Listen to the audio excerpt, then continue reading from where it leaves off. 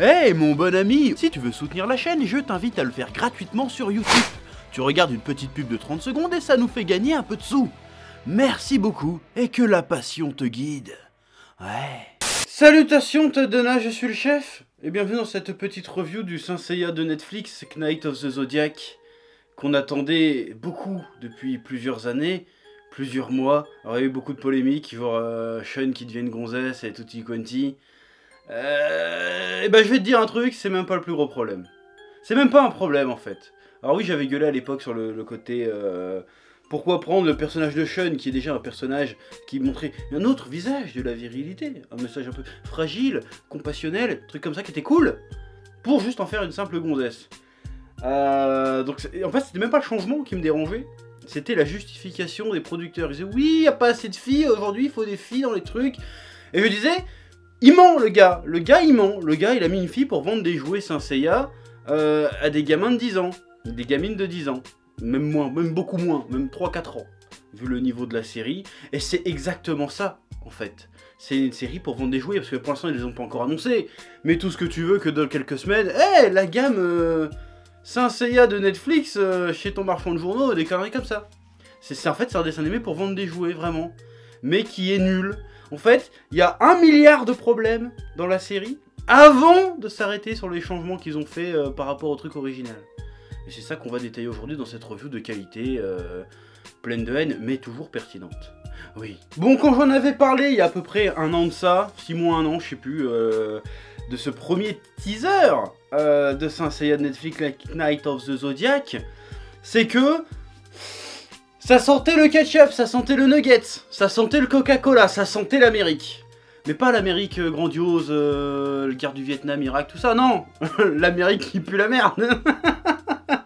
Je rigole. Hiroshima, tout ça, c'était sympa. L'Amérique McDonald's, l'Amérique Buffalo Grill, l'Amérique fast food, l'Amérique genre, oui, alors c'est ça, c'est un peu trop japonais. Viens, c'est trop japonais, donc on va mettre des hélicoptères, par exemple. Déjà, ça c'est un point. Tous les pics, Saint Seiya, c'est quoi? C'est des hommes qui s'élèvent contre les dieux. Des mecs qui touchent le divin. Donc quand ils se battent, bah c'est des trucs mythiques, mythologiques. La première scène du manga d'origine, qu'est-ce que c'est? C'est Seiya qui tombe sur Terre telle une comète parce qu'il vient de se faire latter la gueule par Marine. Et les gens sont là, oh, qu'est-ce que c'est? Il vient de l'espace, un ange, un dieu, un avion, on sait pas ce que c'est. Déjà, dès le début, t'avais cette dimension cosmique, divine, épique, mythologique. Là, tu l'as pas du tout. On commence, Seiya fait du skate. Voilà. C'est un connard qui se balade dans la rue en faisant du skate. Il voit un autre connard se faire agresser, on sait pas trop pourquoi. Et il fait, ah non, laissez-le. Et il se fait défoncer, il se défend pas, il se fait défoncer, il se prend un coup de pied, il est par terre. Ah. Et tout d'un coup, il a des pouvoirs du cosmos. Alors en fait, pourquoi c'est américain? Parce que en fait, le scénario des 2-3 premiers épisodes, c'est plus ou moins X-Men en fait. C'est comme si on faisait un truc de super-héros. C'est présenté comme une histoire de super-héros. Genre Seiya, c'est plus un mec qui a dû se battre pour son armure. Alors si, c'est un peu contradictoire, je reviendrai après.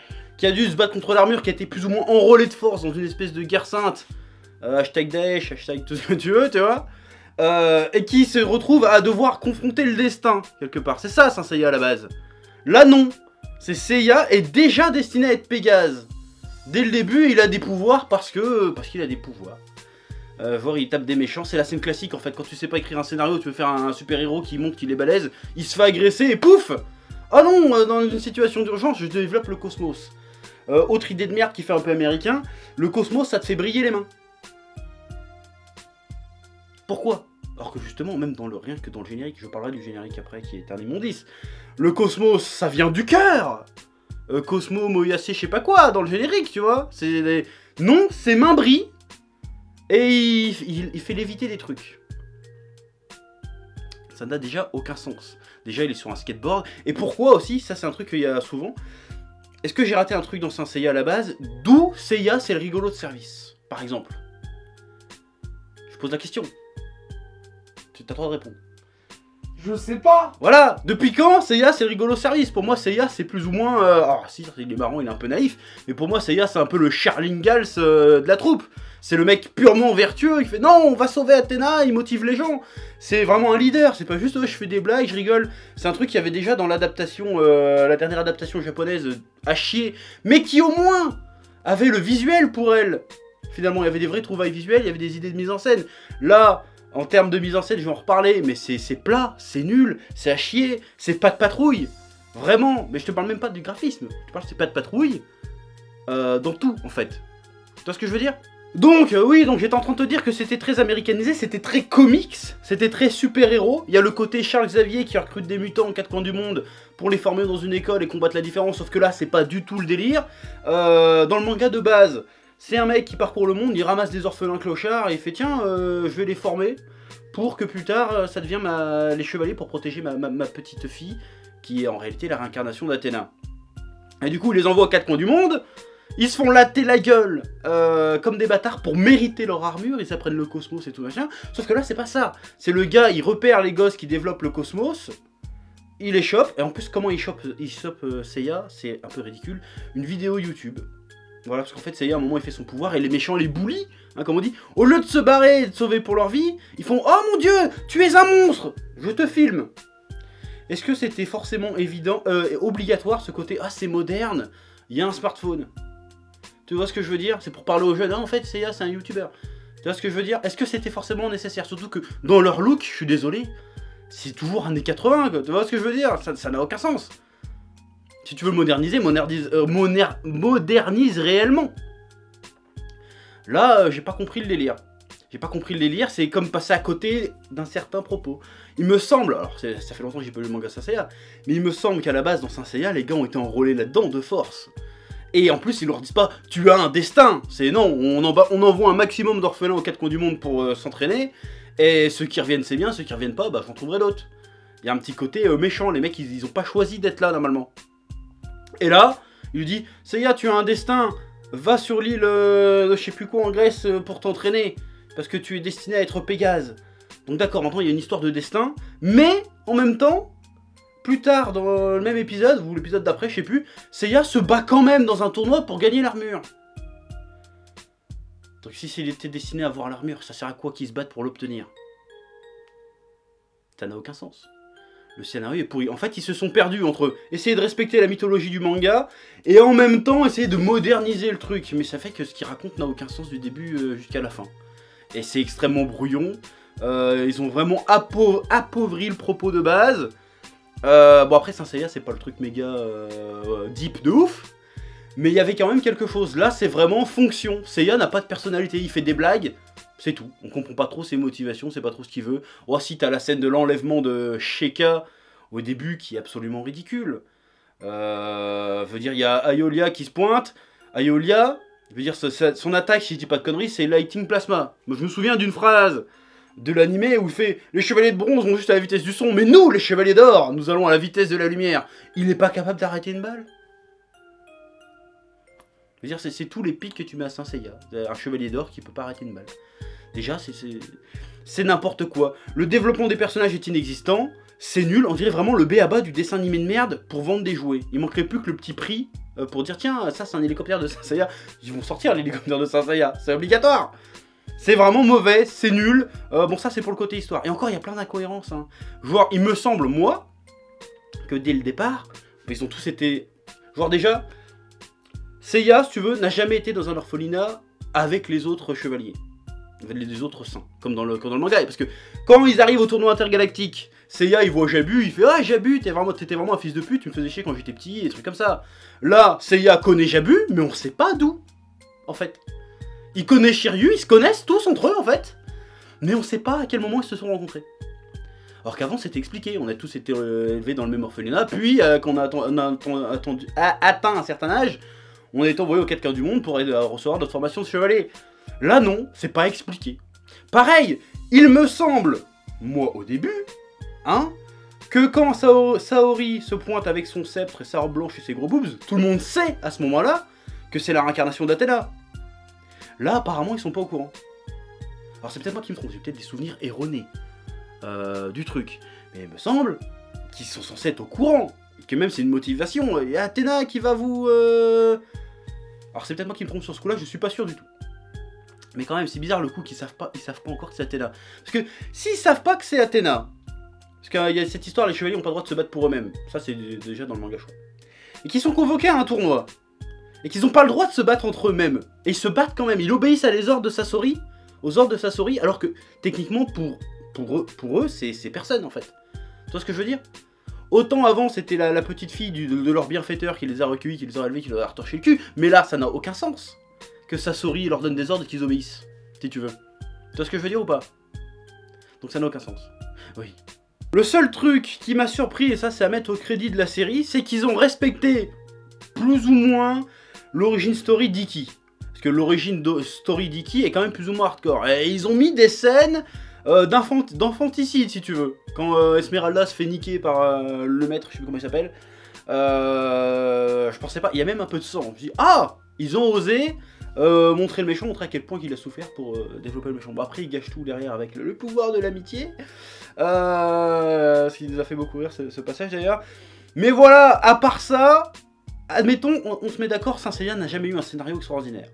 Mais pourquoi c'était bien, pourquoi c'était super Saint Seiya, pourquoi on a tous kiffé le dessin animé autant que le manga? C'est parce qu'il y avait cette dimension, comme je disais au début, il y avait cette dimension cosmique, cette dimension mythologique, cette dimension épique.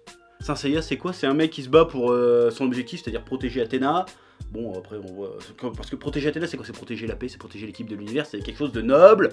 Les gentils contre les méchants, c'est très manichéen, Saint Seiya.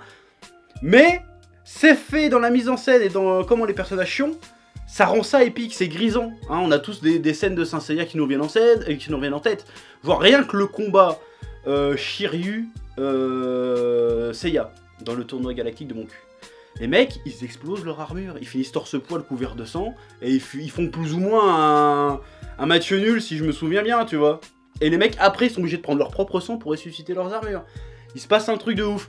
Dans la série, eh ben, il met des coups de poing, et animé à 3 frames par seconde, genre « Ah, tu vas plus vite que le son, Seiya, mais je suis encore plus rapide grâce à mon armure indestructible.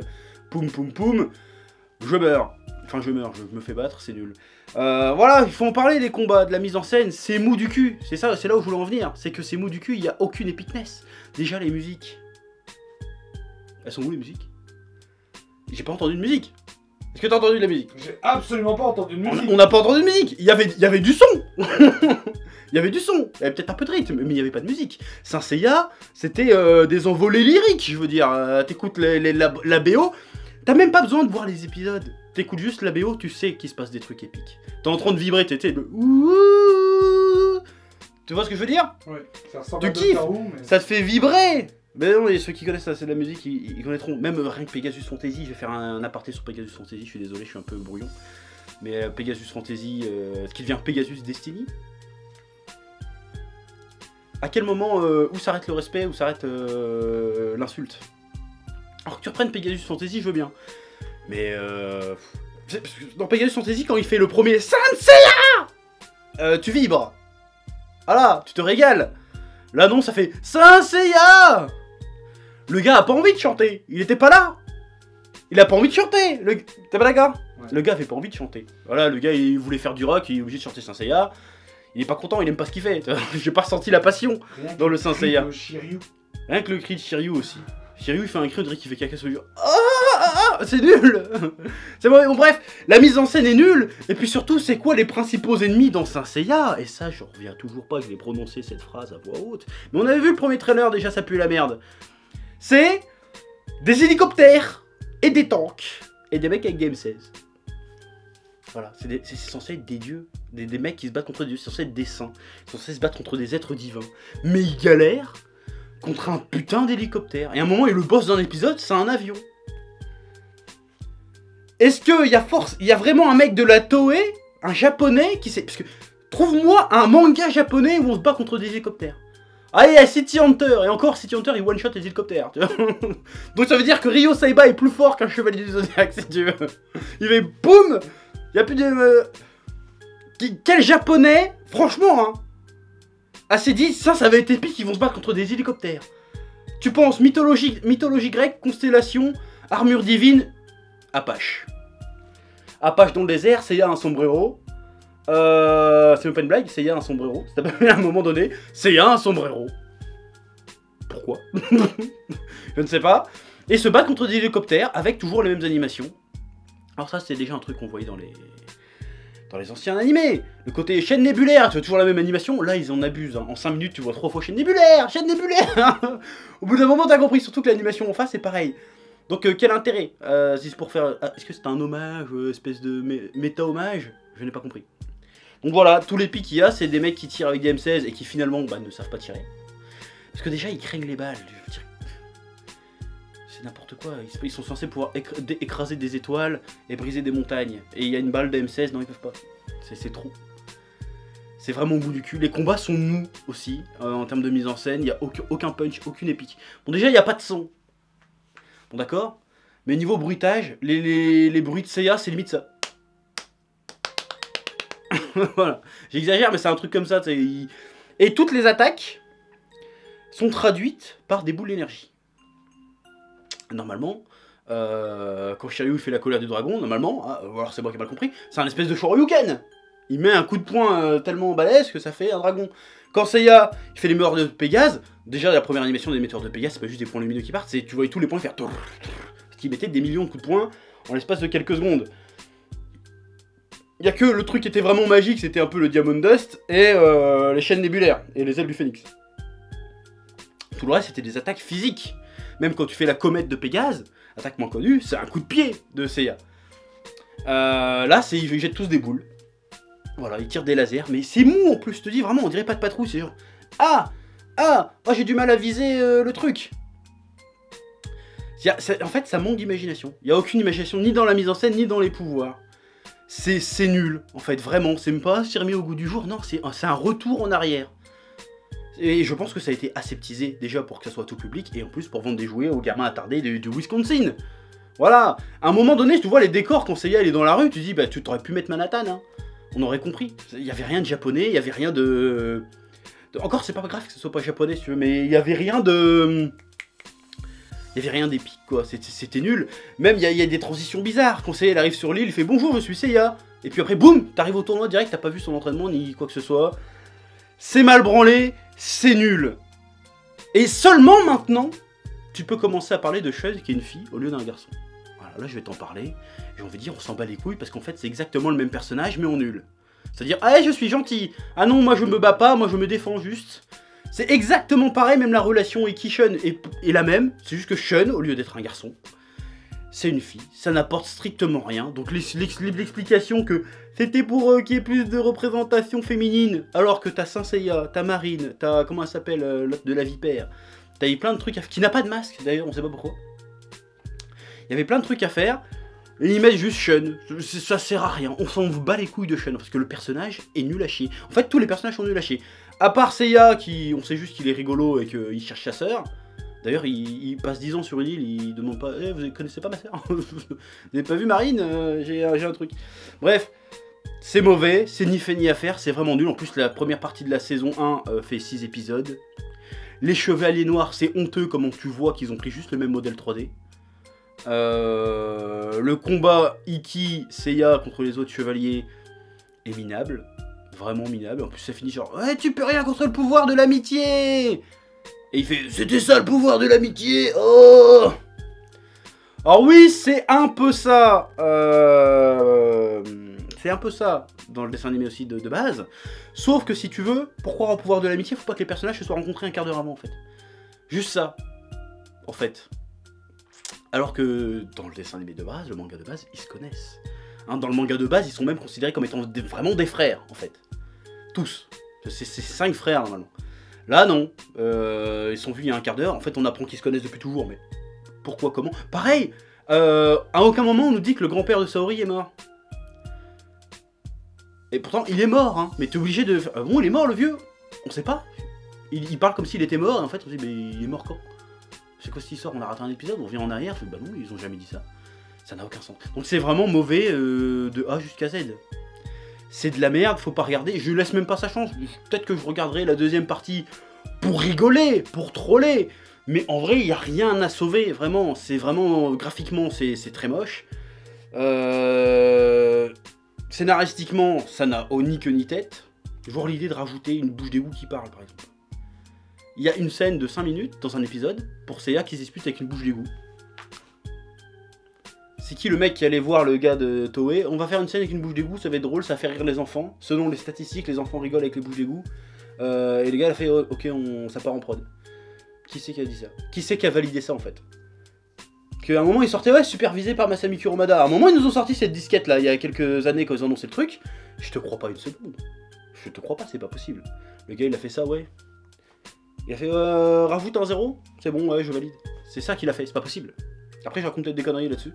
Mais il me semble qu'ils avaient vendu le truc là-dessus. Ou alors c'était le film d'animation avant. Je sais plus. En tout cas bref.